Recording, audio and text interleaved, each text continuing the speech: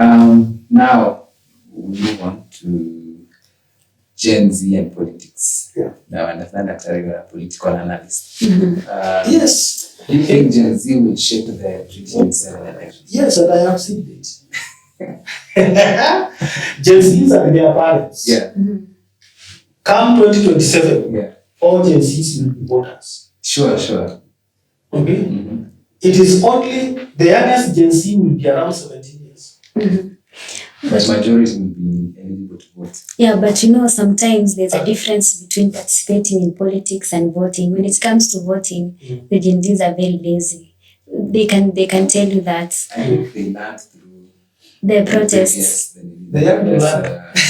If they don't vote, we continue bullying. Yeah, exactly. So I think this 2027 election, they will come out. Yeah, I hope so. Numbers. I really hope so. And if they are the majority, because they will constitute around 75 to 80% of the adults, of the most productive population. If they are conscious of themselves, they should understand that majority rules over minority.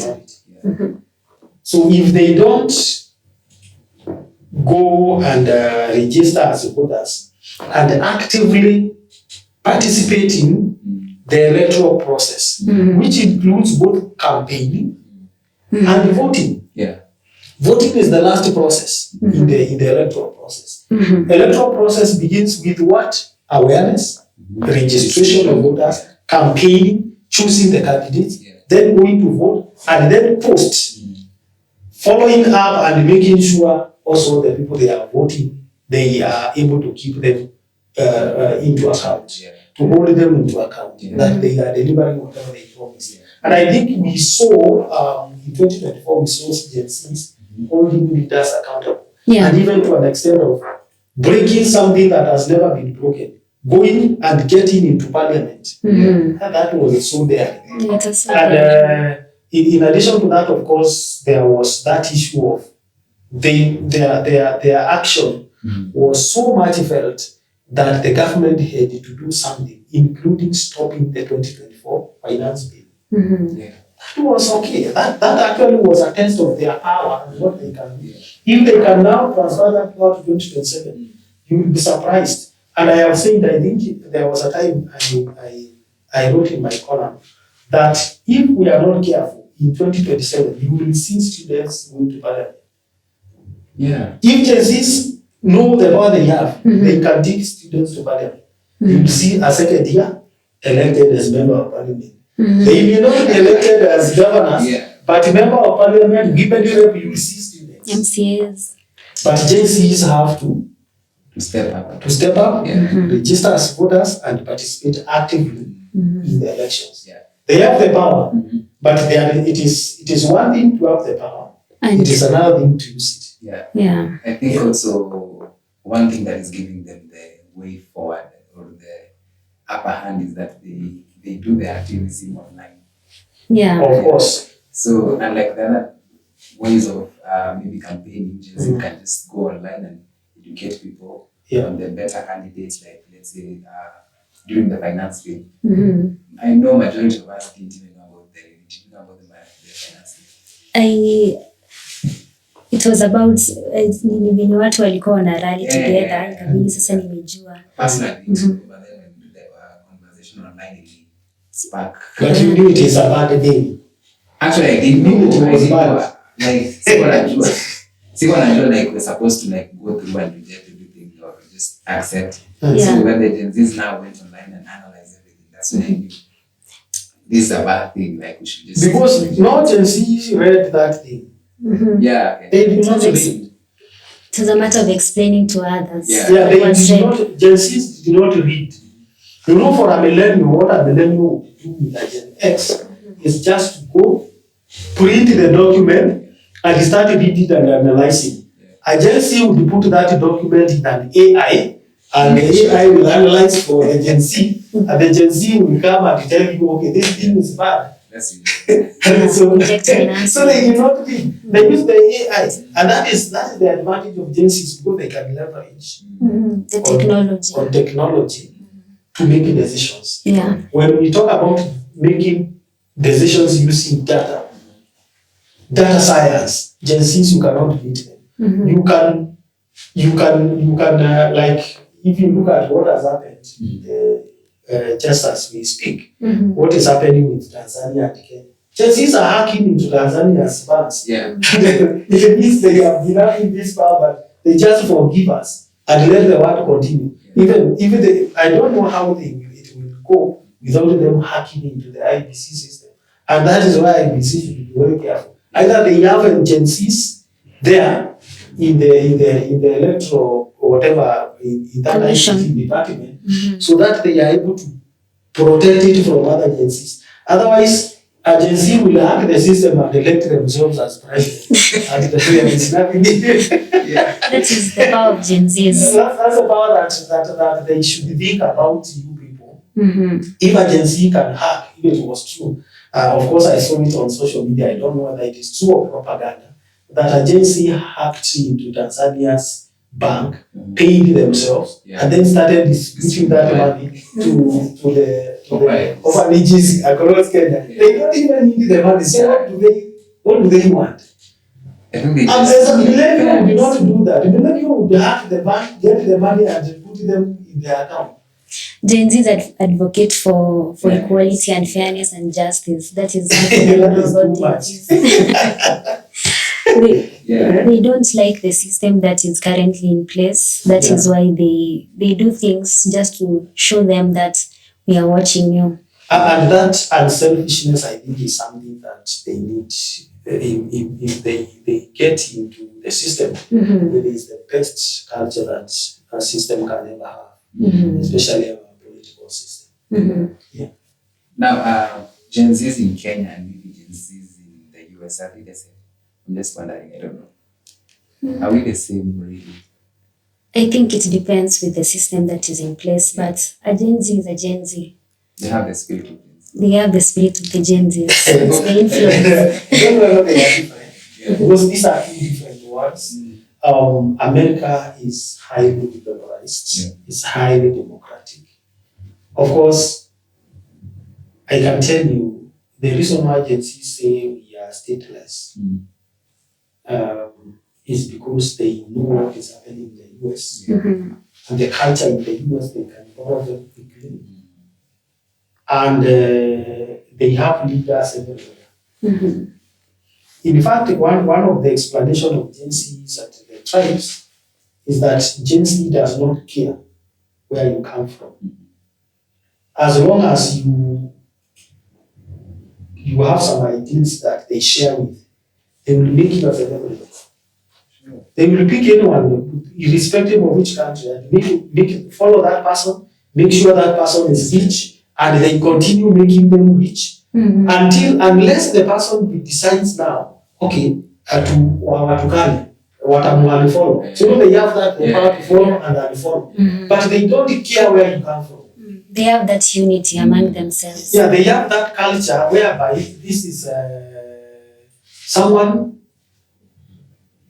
who has something that interests them. They will support them. They will not say this is Tanzanian, this is Kenyan, this is American, this is what. And if you look at what we call the distribution of the people we call TikTokers, the distribution of the people we call social media influencers is even. It is the owners of technology who discriminate because a US account, for example, TikTok account, earns differently from a TikTok account from a third world country. It is actually the owners of technology who try to put around discrimination. But then they don't care. They can pick anyone, irrespective of gender, and they can make them popular, whether through negative or positive narrative. So it depends with how that person is going to take it. Gen Zs are these kind of people who are reviving the tradition. And I want you to look at, for example, if they decide they can even pick up and say, what's the man is us? And live and live on huko. And they trend the song. Kitambo. Mzee akiwa nyumbani, desperate mzee knowing that my life is going, I'm now Gen Zs can decide to trend that thing until that mzee become a million. They don't care about the age. age. They don't care about your status. Like Or the song, they the don't. song they normally sing, like a song one. Yeah. The song is from way back, But they revived it. And it has been a trend like that. Like in Kenya, there was that musician. They were singing. Sometimes there was this other song also. Koko Konko. You remember that song? Yeah. Yeah. I find it interesting. They can pick a gospel music. They don't care. Yeah. As long as the music has something that they can connect, they connect with it. Yeah, Gen Z love working with something they can relate with. Yes, they can relate with. And you see, culture is repetitive. Sure. Culture is something that is usually repeated. Culture is repeated. So you see now this song ya Stella na trend. Unaona wana relate na Stella. Kutoka ng'ambo blah blah. So wana relate na hiyo. So when that date comes, you see them trying to make fun of that song. Yeah. And maybe it's trend.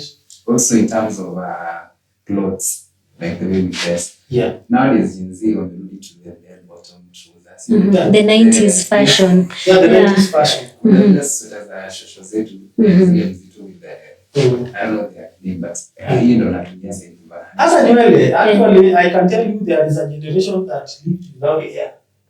In the 1970s and 1980s, there were no scissors. So nywele zilikuwa mingi. So they used to have these afros. In the 2000s, watu wakaanza kunyoa kabisa. Ukanyoa kabisa. Huyo mtu alikuwa anajua kama kuna nywele, actually kulikuwa na nywele kubwa, it was crime. Because it was actually a culture from schools. Even girls, it was against school rules for a girl to plait their hair. So man. Kabisa kama mabusu. It used to be like that. But now you see a Gen Z, you see them even with the things, the dreadlocks, wanasuka, and we used to think that is the worshiping. It's just expression. We used to think it's discipline. Then you realize, okay, self-expression. it's just a way of life. Yeah. These things used to be there. You go back in times and you realize, the Maasais used to have their way of painting their bodies and then body piercing. Yeah. And body piercings. So those things were still there. It's not new. It's only that now people start seeing as if they were. So Gen Z is going back to the older fashion. Is something that many generations have been doing, and they are likely to do that. Yeah. And going back to matters politics, as you had said, one thing that made Gen Zs really interested into politics is the fact that they were disappointed by the system that is currently here. Yes. So I think that is something that I love about Gen Z. They can't they speak up for themselves and for the people that are affected. Hawapendi kufinyiliwa sana. Ndio maana when wali realize whatever they've been vitu wamekuwa wakifanyiwa like by maybe the government is not something that they like, so they are rising above that and trying to find ways of diverting of Yeah, of course, and there is something we say: Gen Zs are not used to the world, and we should not blame them. First of all, that they are not voting. Remember, we said they are very impatient. Sometimes you go queue for 6 hours waiting to vote for someone. Gen Z is not likely to do that. Yeah. And what we are supposed now, the government is supposed to be doing is to find a way of having Gen Zs vote on their phones. In fact, at the university, where I teach at Kampala University, they don't vote manually. They vote using so there could be systems where someone can just vote from where they are and life continues. And unless the government considers now changing the system, the agencies are not likely to be seen voting. However, watawasumbua. Yeah. Hiyo ni constant. Kuwasumbua ni constant. Lakini kuvoti sio constant. So it is now upon the government to make sure they have accommodative systems where agencies can participate fully. So that it cannot be overwhelming to them. They can't. They don't like things that are very difficult. Yes. They easily give up. Yeah, and their world is not the world of posters and moving around. No, this is a generation that is always looking in their screens, on their screen. They are not into their outside world. They are looking into their world is the digital world. Yeah. So where they are is in the digital world. So you can put systems so that they can vote in that particular world, then it will be very much welcome. Like maybe TikTok, maybe. Let them use the system, whatever it is, provided it's an app. An app you download in your phone, and then when you download that app, you are able to vote. You select the president, you select the MCA, because even in 2027, you are going to see campaigns are going to be on social media. Platforms like TikTok, Instagram. They will do campaigns there. See, they are currently endorsing the president that they will choose, they will vote for in 2027. And they will do that. So they are mobilizing people to like vote, showcasing the good side of that person. Now about the system, don't you think it would be easy to hack the system? Now that we've never done it before. Don't you think it would be chaos? It is the work of people in technology to create a system that is not hackable if there is such a word. Because now I'm assuming, let's say we have a system, and then maybe the president that we don't want as a Gen Z wing, the Gen Z will come back and say it was hacked, it was stolen. By the Gen Zs themselves. By the system. No, the system. Maybe, let me tell you, in 2027, if the government hacks into the system, they will be seen by Gen Zs. They are able to see, you cannot explain to us. Gen Zs will not ask for servers to be open. They will open the servers. They will open the servers and expose the result. So you don't play around with them. And it's for most of them, it's the first time to vote. So they'll be keen. They'll be very keen. They will be very keen, they will vote, and they will follow up their vote that it is not stolen. You will steal their vote, they will go into that system where you have put their vote and withdraw their vote. So you don't play around with it. So the system, first of all, there is no way out apart from having a system where agencies can vote online or in their gadgets. There is no way out of that. If the government want to steal money or if the world want to steal money, they will be left because they will just, because let me tell you, in that particular day, when the results will be tallied, those results will not be tallied manually always. Those results will be tallied manually, and the chairman of the IBC will not always be carrying hard copies. They will go there carrying a tablet. Between their seat and where they are announcing, agency will change the results. That is something that. Are you getting? As long as it is in the system. So they cannot avoid it. So what they should do is to find a way, because they have the solution. How can we have this system? How can we put measures in such a way that the votes cannot be interfered with? And for them to do that, they have to involve the people who are tech savvy. Really can't wait to see how the elections will be. Me too. It is going to be dramatic.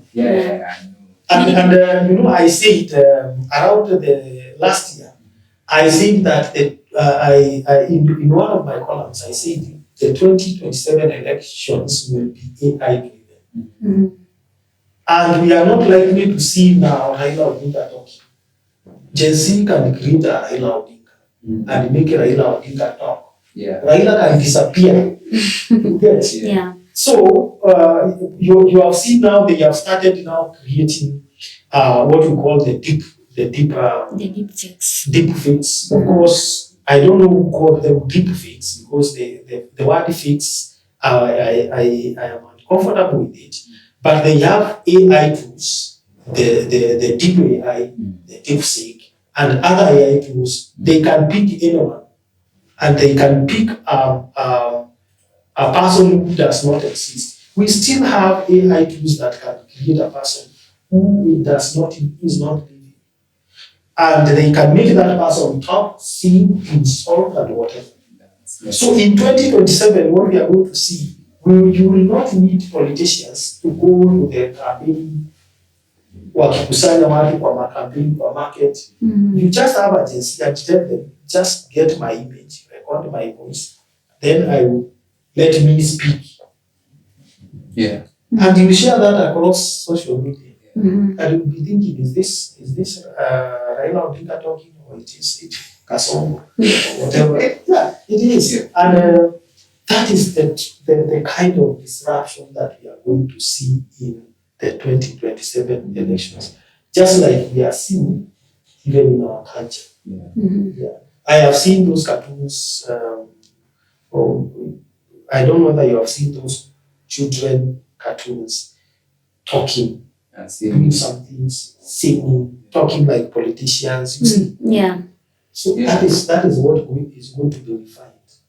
And by 2027, I'm telling you, it's will be so different. Yeah, I have one concern. Assuming now we're taking over the country, do you think we'll be able to rule the country as yes. Country? Why not? You will rule. Without the rule is rule. Yeah, without the mentorship. I mean. No, ruling is ruling. Whether it is bad or it is ruling. So we are able to rule do the that. country. I'm not saying you will rule well. I'm saying you will rule. Oh, will. Whether it is going to be bad or what, it is going to be ruled. Yeah. Because Gen Zs are not people who are devoid of ability to rule. And that is why the older generation should know these people can lead themselves. See, they are rulers in their respective places. They rule, they make decisions. And I'm looking at, for example, this guy in Burkina Faso. Ibrahim, Traore. Which generation is he? It looks like a millennial. Yeah, a late millennial. Millennial. Yeah. He got into leadership through military coup, which we usually say is bad when it's not democratic. Yeah. But someone who went into leadership through an undemocratic way is becoming like the icon of leadership in Africa. So does it matter how you get into leadership? I think what matters is what you do when you into leadership. You can be elected and be a dictator. You can get into government through unorthodox means and become a good ruler. Yeah.